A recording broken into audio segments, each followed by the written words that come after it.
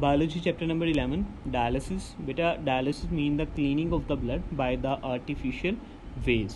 बेटा अगर हमारी किडनी जो है वो फेल हो जाए, अगर किसी बंदे की जो है वो किडनी फेल हो जाती है, किडनी का बेसिकली काम होता है ब्लड को फ़िल्टर करना।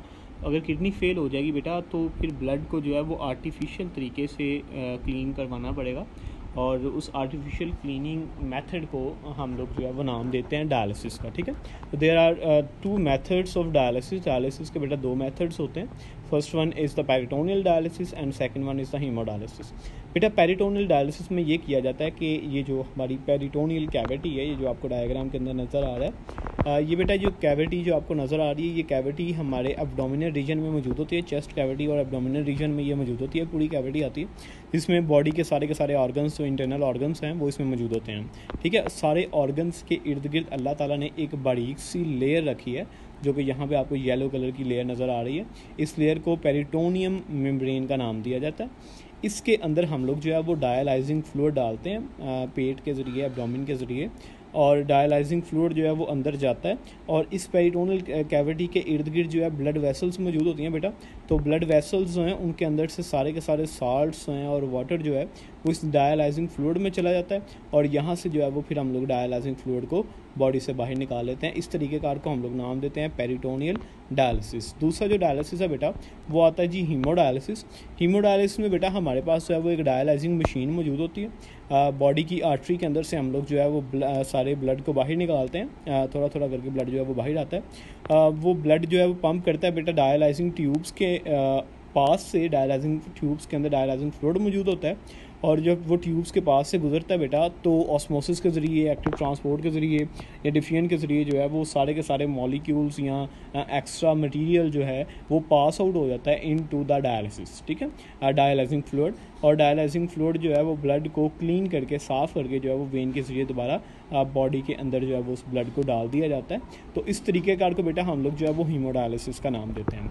अब बेटा ये जो डायलाइजिंग का तरीकाकार है, ये सिर्फ कुछ वक्त के लिए इसको हम लोग इस्तेमाल करवा सकते हैं, परमानेंटली इसको इस्तेमाल नहीं करवा सकते कि अगर एक बंदे की किडनी फेल हो गई तो वो सारी उम्र जो है वो डायलाइसिस ही करवाता रहे, ऐसा नहीं होता। अब देखें बॉडी की जो रिक्वायरमेंट्स हैं वो इंक्रीज़ होती रहती हैं। ठीक है, क्योंकि ये जो डायलिसिस के प्रोसेसेस हैं ये कम्प्लीटली तौर पे हमारी बॉडी के ब्लड को साफ़ नहीं करते, तो इसलिए फिर और ये बहुत ज़्यादा टाइम कंज्यूमिंग भी होता है, पेशेंट के लिए भी जो है वो बहुत ज़्यादा इरिटेटिंग होता है और पेनफुल मेथड होता है। ठीक है, कि बॉडी से ब्लड बाहर निकालना फिर अंदर डालना, ये बहुत ज़्यादा पेनफुल मेथड है। तो इससे बचने के लिए फिर दूसरा तरीका जो है वो आता है जी, which is called the kidney transplant. ये बेटा एक एक्सपेंसिव मेथड है किडनी फेलियर से बचने का, इसको किडनी ट्रांसप्लांट कहते हैं। और किडनी ट्रांसप्लांट में जी ये चीज़ बताई गई है कि पहले चंद एक डेज़ में तो हम लोग जो है वो डायलिसिस करवा लेते हैं, लेकिन डायलिसिस जो है वो पेशेंट के लिए अनप्लेजेंट होते हैं और अटेंडेंट के लिए भी, जो कि बंदा पास बैठा होता है। और other treatment for the end stage kidney failure is the kidney transplant. It is the replacement of the patient's damaged kidney with a donor healthy kidney.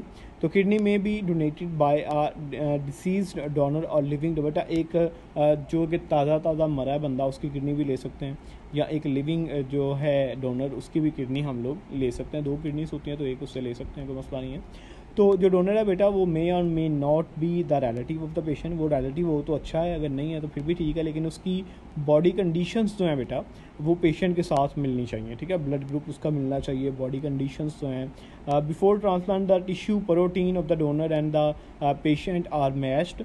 The donor's kidney is transplanted in the patient body and is connected to the patient blood and urinary system। ठीक है, उसके जहाँ पे kidney लगी होती है उसके साथ ही हम लोग जो है वो उस किडनी को अटैच करवा देते हैं।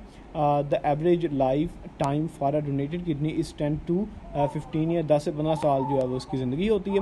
व्हेन अ ट्रांसप्लांट फेल, जब एक ट्रांसप्लांट जो है वो फेल हो जाए, द पेशेंट में be given a second kidney transplant, को दूसरी किडनी दे दी जाती है। In this situation the patient is treated through dialysis for the some intermediate। दरमियानी जो टाइम है बेटा कि जिसमें किडनी जो है वो ट्रांसप्लांट हम लोग कर रहे हैं या करनी है, उस दौरानिए में हम लोग जो है वो बंदे के डायलिसिस करवाते हैं।